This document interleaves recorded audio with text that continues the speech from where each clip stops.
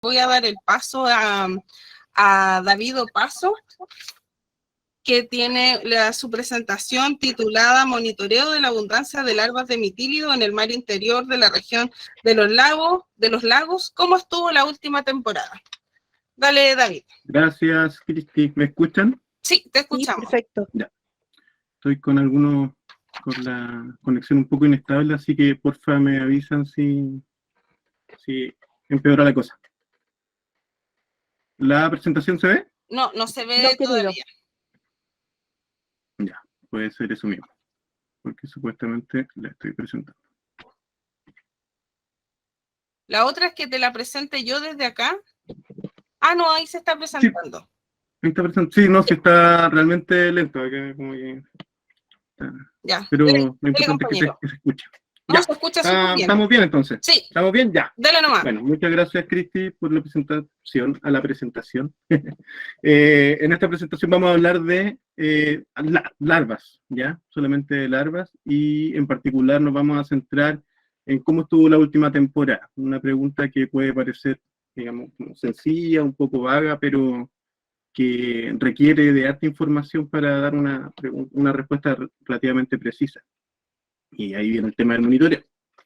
Y bueno, voy a empezar entonces mostrándole los sitios que son protagonistas de esta presentación. Marina ya adelantó un poco. Actualmente tenemos 10 estaciones de monitoreo en la región de los lagos, que están mostradas acá como estas áreas azules. Son 10 en total, ¿cierto? Tenemos representatividad en los sectores más importantes donde se realiza captación. Por ejemplo, acá tenemos 2 estaciones en el fiordo del Reloncaví, o estuario del Reloncaví, 2 estaciones en el seno del Reloncaví, en las costas oeste y este. También tenemos estaciones en Gualaihue, una en el canal Hornopiren y otra en las afueras de Pichicolo. Y 4 estaciones también en sectores donde se realiza captación en la costa de Chiloé, en el estero Castro, uno de los sectores más importantes, en el estero Compu, Yaldad, un histórico, e Isla Cailín, que está también ahí en Chiloé Sur. En estas estaciones, ¿qué es lo que hacemos? Bueno, muestreamos, ¿cierto? Y eso es lo que trata de mostrar un poco esta figura. Fíjense que acá en el eje horizontal de las X tenemos el tiempo desde el 1 de enero del 2013 hasta el 1 de enero del 2023, y en el eje Y tenemos las estaciones que están en el mapa, representadas por su nombre y además por el número que aparece en el mapa para que puedan identificar, digamos, cuál es cuál. Acá estas líneas rojitas verticales asociadas a cada una de las estaciones representan los muestreos que se han realizado con respecto a su fecha, ¿cierto? La combinación fecha y estación de muestreo. Y acá, como Marina ya mencionó, también tenemos estaciones que se han muestreado por todo el periodo del monitoreo desde el 2013, como Metri e Ilque, del seno del Reloncaví, y Yaldá, y otras estaciones que se comenzaron a monitorear en el 2016, como Cochamoyate, Hornopiren, Pichicolo, y que se han mantenido de forma ininterrumpida. Estas son las estaciones actuales, no significa que no haya información de otras estaciones, las tenemos, pero como nos vamos a centrar en la última temporada, vamos a hablar de las estaciones que se monitorean actualmente. ¿Qué se hace en cada uno de estos puntitos? Bueno, se toman muestras, y en particular cada uno de estos puntos representan en total de 2.083 muestreos que se han realizado en estas estaciones. Y en particular muestras de larvas, como tomamos muestras en triplicado, estamos hablando de 6.249 muestras. O sea, hay un esfuerzo importante acá, tanto en labor de terreno como en el análisis de muestras. En esta presentación en particular, si bien segregamos distintos estadios de larvas de mitílido, vamos a hablar solamente de las larvas competentes, que también las se nombran como pedibelígera o con mancha ocular. Los 3 nombres están bien, competentes porque en el fondo son las larvas que ya están en condiciones o que son competentes para sentarse en un sustrato. En este caso nos interesa, ¿cierto?, como destino los colectores. Pedibelígera porque en el fondo al pasar de la columna de agua a una vía sésil hay un cambio en la estructura de la larva y se desarrolla un pie, de ahí viene el pedi, ¿cierto? El pie con el que tantea terreno, por así decirlo, la larva una vez que se asienta. Y con mancha ocular porque en el fondo Y esto es súper útil y súper bueno, que los mitílidos en particular, cuando son competentes, generan le aparece este puntito que se denomina mancha ocular, y que nos permite segregar a las larvas que están en condiciones para asentarse en los colectores de las que no están en condiciones para asentarse en los colectores.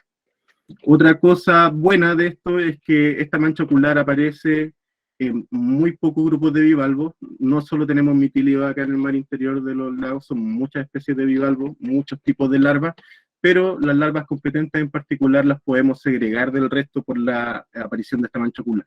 Hay otros grupos que tienen mancha ocular igual, pero les aparece un tamaño más pequeño y tienen otra forma. Otra cosa también, algo que no tenemos, por ejemplo, con los estadios más pequeñitos, es que en las larvas competentes pues, es más fácil segregar entre especies de mitílidos. De hecho, acá muestro una foto donde tenemos las 3 especies de mitílidos que dominan acá en el mar interior de la región de los lagos. El choro zapato, que tiene una mancha ocular más tenue, el chorito y la cholga, que son menos pálidos que el choro zapato, menos redondeado, y el chorito en particular es más comprimido. Con esto quiero decir básicamente que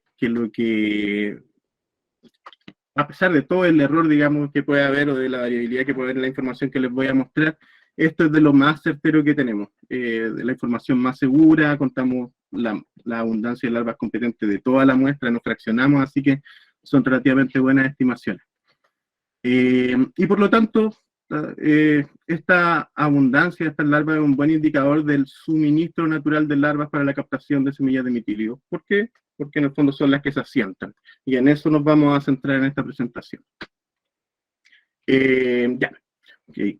Si transformamos todos estos puntitos en abundancia, lo podemos mostrar de esta forma. Acá tenemos distintos paneles, cada uno representa una estación, nuevamente con su número para que lo identifiquen en el mapa. Y en el eje de la Y, en este caso, aparece la abundancia en escala logarítmica, así que si bien pueden parecer bajo estas fluctuaciones, estamos hablando de 1, 2, 3, 4, 5 órdenes de magnitud. Podemos tener 0 larvas en una muestra y podemos tener casi 10.000 larvas en una muestra. O sea, es una variable muy variable, para empezar. Cada uno de estos puntitos entonces representa un muestreo. Tenemos distintas especies, chorito en naranjo, cholga en azul, choro zapato en amarillo. Y bueno, la verdad es que si bien las figuras lo muestran todo, es un poco difícil extraer información acá, pero ¿qué es lo que se puede obtener de esto? Para empezar, podemos sacar información que sea representativa de una estación para todo el periodo que hemos estado monitoreando, que es lo que muestro acá ahora en el mapa. Fíjense que los cuadraditos tomaron distintos colores y esos colores representan la abundancia promedio de toda la serie de tiempo de chorito en particular, que es la especie que más nos interesa. Los colores más rojos representan mayores abundancias, cercanas a 100, y los colores más azules, celestes, ¿cierto?, representan abundancias más bajas, en particular menores a 5 larvas por metro cúbico, por ejemplo. ¿Y qué es lo que tenemos? Tenemos que en las estaciones de la zona norte tenemos mayores abundancias de larvas competentes de chorito. En la zona sur, acá en Yaldá y Cailín, tenemos abundancias más bajas. Y en la zona intermedia tenemos colores más anaranjados, amarillentos, que son abundancias intermedias. Los gráficos de torta que están asociados a cada una de las estaciones representan la proporción de las 3 especies del total de larvas competentes, y podemos ver que el chorito no está solo, ¿cierto? En varias estaciones representa el 50% de la abundancia promedio, y la cholga el otro 50%, y tenemos estaciones donde el choro zapato también tiene harta importancia, como en el esterocastro, y en menor medida en esterocompu y en Yaldá. Pero sin embargo, esta información, si bien nos da una introducción a la variabilidad espacial del suministro de larvas, no responde a lo que estamos buscando en esta presentación, que es ver cómo fue la última temporada en términos de suministro de larvas, ¿cierto? Entonces, vamos a hacer un pequeño ejercicio acá. Fíjense de nuevo en la figura de la serie de tiempo, y que apareció una línea punteada acá alrededor de las 100 larvas competentes por metro cúbico, que es un valor que hemos identificado como de referencia. ¿Y por qué de referencia? Porque fíjense que la mayoría de los puntos en todas las estaciones caen debajo de ese nivel de abundancia.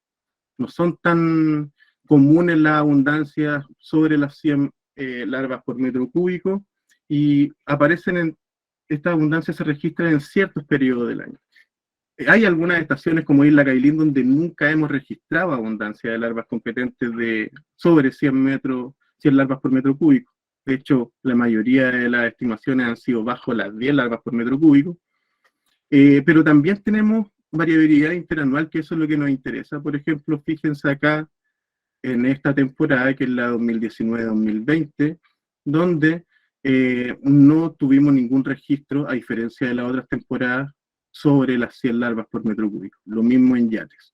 Entonces, si bien esta figura nos da una idea general de dónde hay más, dónde hay menos, lo cierto es que no representa todas las temporadas posibles.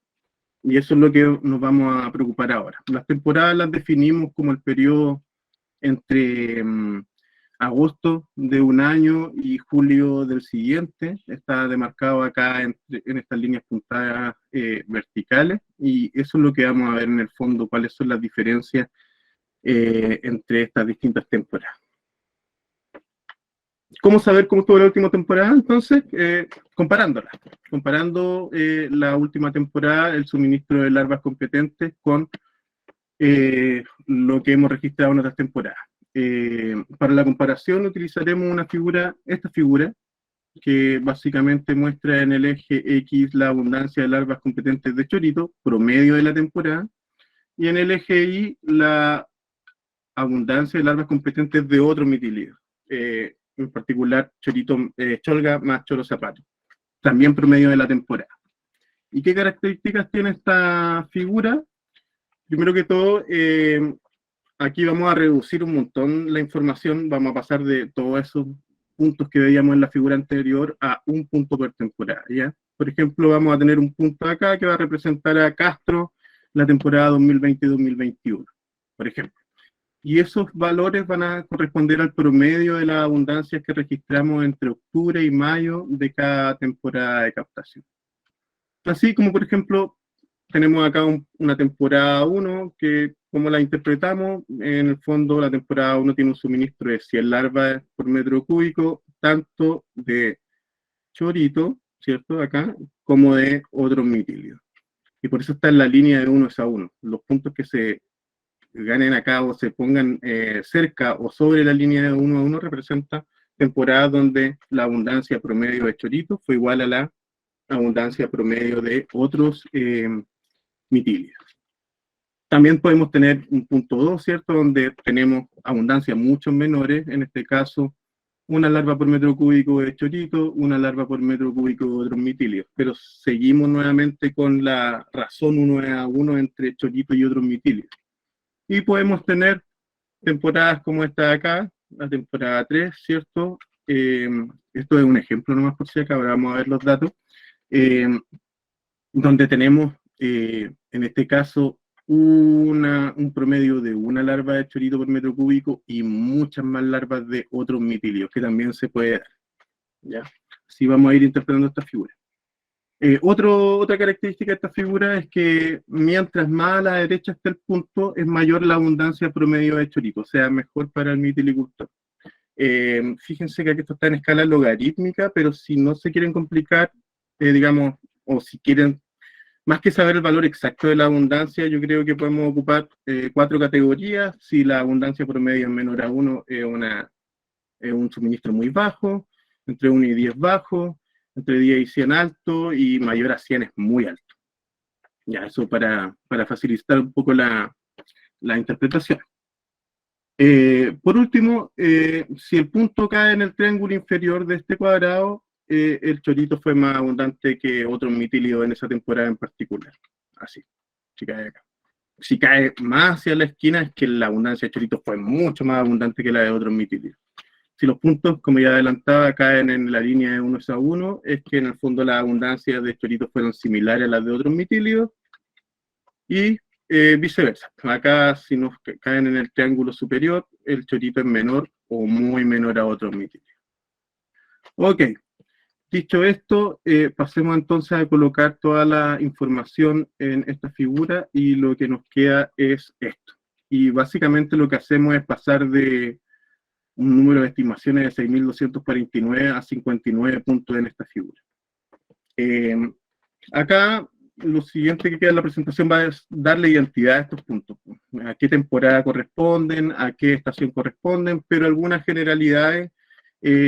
Primero que todo, vemos que claramente los puntos caen alrededor de la línea de 1 a 1, por lo tanto no tenemos ninguna temporada en la que haya excesivamente más chorito que otros mitílidos o haya excesivamente más otros mitílidos que chorito. No hay ningún punto por acá ni por acá. Eso es lo primero. Es algo con lo que tenemos que convivir, digamos, en la presencia de otros mitílidos. Y al parecer, digamos, hay una relación positiva entre la abundancia de chorito y otros mitílidos. ¿Qué más? Bueno, tenemos, eso sí, una mayoría de temporadas de las que hemos registrado donde ha dominado el chorito, no tanto como nos gustaría o les gustaría a los mitilicultores quizás, pero sí existe una mayor dominancia de larvas competentes de chorito, con un 61% de las temporadas que vamos a mostrar. ¿Qué más? Con respecto a la magnitud del suministro, tenemos que la mayoría de las estimaciones que hemos obtenido de las temporadas que hemos visto se concentran acá en esta zona de alta, ¿cierto? Que la llamamos entre abundancia de larvas promedio entre 10 y 100. Un 54% de los puntos se agrupa acá. Ya. Entonces ahora, ¿qué es lo que vamos a hacer? Vamos a darle identidad a estos puntos y cada cual verá en el fondo la zona que más le interesa. Vamos a hacer una repasada relativamente rápida por cada una de ellas.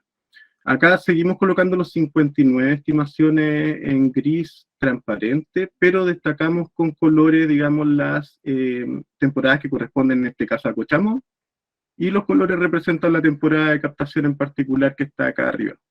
Si quieren fijarse en la última temporada, que es la que nos interesa, es el círculo rojo, ¿ya? Y los otros colores son otras temporadas que pueden identificar acá. Los paneles, cada uno representa una de las 10 estaciones y están de a pares acá por la zona, por su cercanía, ¿cierto? Tenemos a Cochamoyate en el fiordo Reloncaví, Metri e Irque en el Seno, Hornopirén y Pichicolén-Gualaihue, Castro Compo en Chiloé centro-sur y Aldad e Isla Gailín en Chiloé sur. Y para ayudarnos un poco acá, ¿qué es lo que podemos agregarle? Varias cosas a esta figura. Primero, una flechita, ¿cierto?, que une los puntos de temporada adyacentes. Por ejemplo, acá voy a poner un poco de zoom. En Cochamó, por ejemplo, partimos con la estimación en la temporada 2016-2017, y después la siguiente, y terminamos acá en la 2020-2021. Y en el fondo, con estas figuras, ¿qué es lo que quiero mostrar? En el fondo, cómo ha sido de forma relativamente más sencilla, que es la figura donde están todas las estimaciones, cómo ha fluctuado en el fondo el suministro de larvas en las distintas estaciones en todas las temporadas que hemos monitoreado. Y también aquí hay un mensaje como central, por si quieren verlo, asociado a cada una de las estaciones. Esto se va a ir después a todos los que participaron, así que van a poder verla con detalle. Y también acá un ranking de cuál fue la temporada más abundante, ¿cierto? En este caso 2020-2021, y dónde se encuentra la última. En el caso de Cochamó, por ejemplo, tenemos que la temporada 2021-2022 fue la segunda mejor después de la que la antecedió, que fue la temporada 2020-2021. Con abundancia, de nuevo, alta, de alrededor de 100 larvas en promedio, lo cual es mucho, recordemos que es un promedio de varios meses, y con una abundancia relativamente similar tanto de chorito como de otros mitilios. Pero, en el caso de Cochamó en particular, suele dominar el chorito. La mayoría de los puntos están acá abajo, aunque tenemos temporadas donde otras especies aumentan, digamos, en su importancia relativa, en la abundancia. Y en particular en Cochamó, que es lo que tenemos, que en 5 de las 6 temporadas que hemos visto tenemos abundancias que son altas o muy altas, ¿cierto? Este grupo de temporadas de acá, pero tuvimos una temporada en particular donde hubo un descenso súper marcado, tanto, y fíjense en esto, tanto en la abundancia de chorito como en la abundancia de otros mitílidos. O sea, esto no es algo que esta mala temporada no es que haya afectado solamente a la especie que nos interesa, que es el chorito, o que interesa la mitilicultura, sino que también a otras especies. Eso muestra un poco que las variables ambientales que gobiernan toda esta variabilidad afectan de igual forma o de forma similar a chorito, cholga, choro zapato. Otra cosa interesante es que si bien no es idéntico lo que vemos en Yate, una estación que está en la mitad del fiordo, Cochamó está más hacia la cabeza, vemos también que esta temporada 2019-2020 fue muy baja con respecto a lo que estábamos viendo, pero hubo una recuperación en la temporada siguiente. De hecho, eso es una imagen, una figura esperanzadora, yo creo, para cuando tenemos malas temporadas de captación debido a baja abundancia de larvas. Acá lo que tuvimos que el 2018 al 2019-2020 tuvimos un tremendo bajón, pero la temporada siguiente hubo una recuperación, pero histórica, que fue inclusive el registro más alto.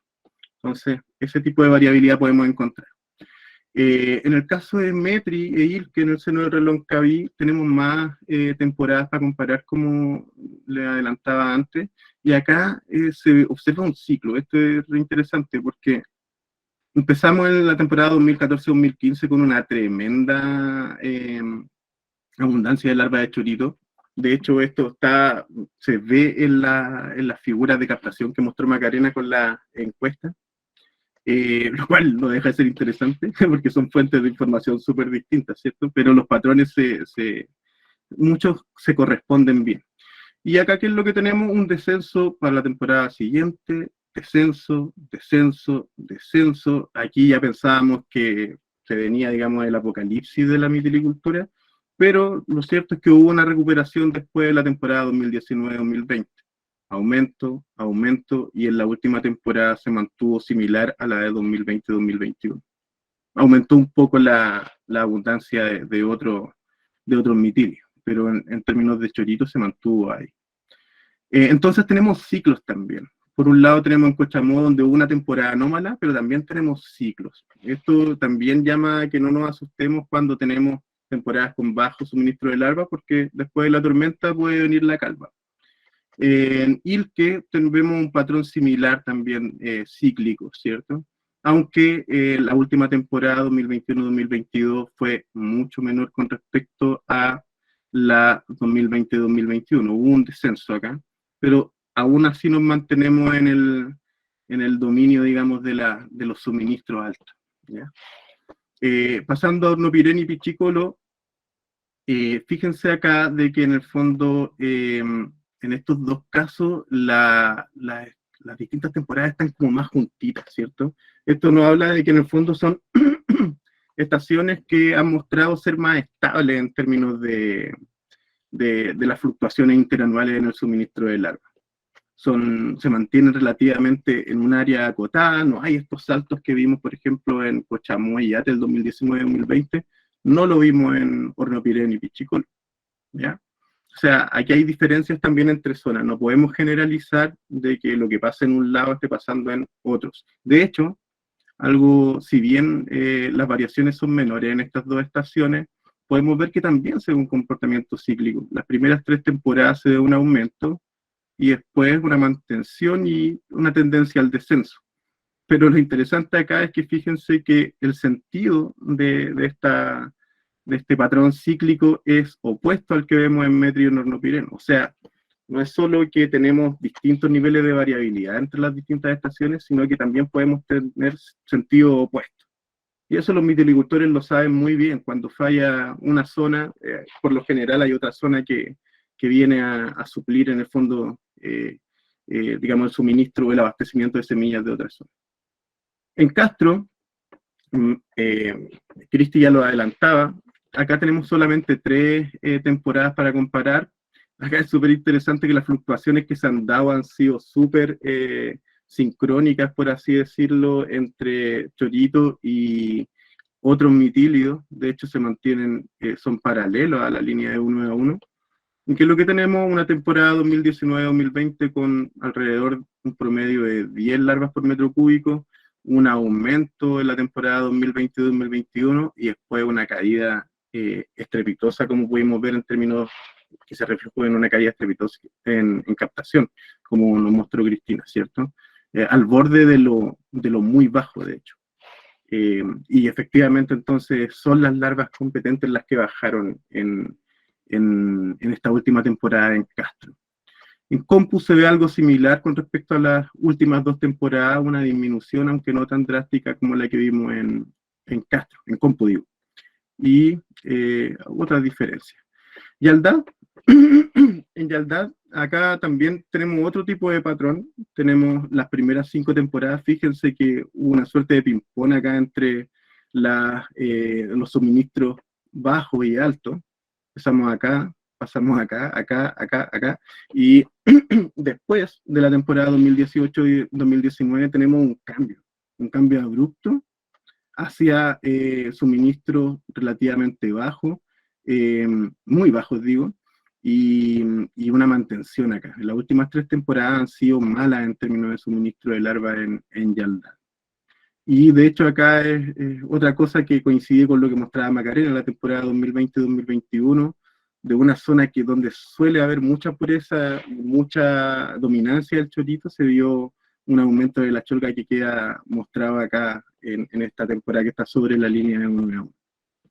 Finalmente, Kailin ya, digamos, el suministro es muy bajo, lo vimos, digamos, se ve claramente la serie de tiempo, quizá no era necesario mostrar esto, pero sí, tenemos, al igual que en Yaldad, las últimas 3 temporadas son particularmente bajas.